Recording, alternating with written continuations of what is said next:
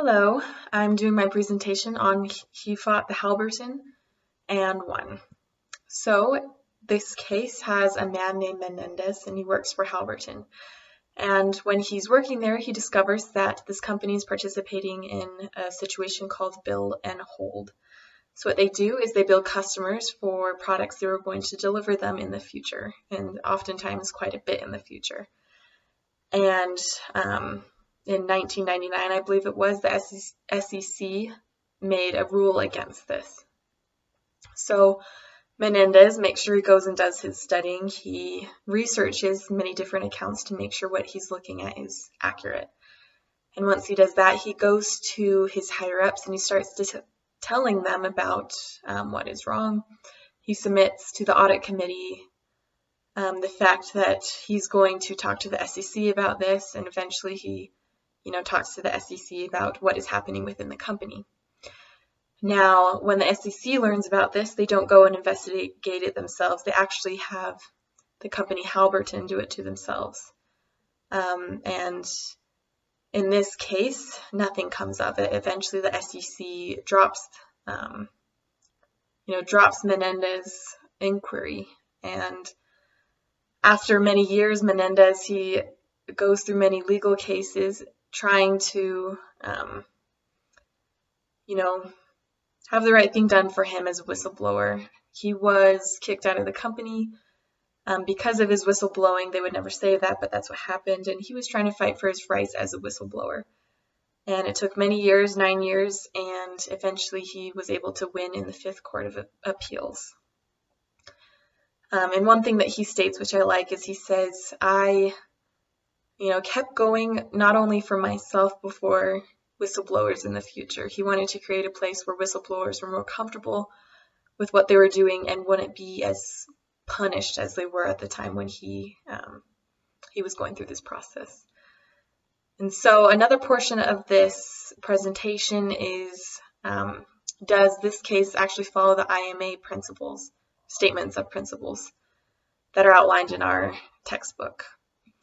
And in many cases it does. So first he went to his supervisors and kind of talked about it. He did his research and then went and talked to supervisors. When that didn't work, he went to the SEC about it, as well as the internal auditors. Now, the IMA statement says don't go to outside sources unless you know that something is actually being wrongly done.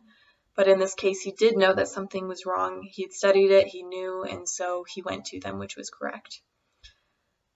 And another thing that it said that he should do is consult an attorney. It doesn't seem he did that before he went to the SEC, but I think that he was right in what he did anyway. Now, moving on to Badaracco's approach.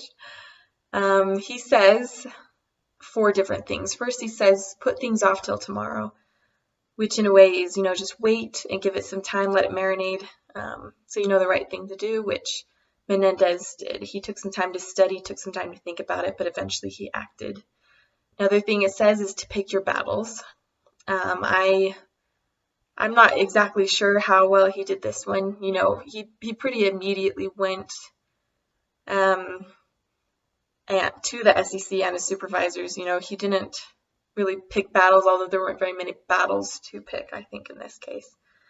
Ultimately, with the legal cases, he did pick many battles and eventually won, but I think that was wise that he did that. Another step is bend the rules, don't break them.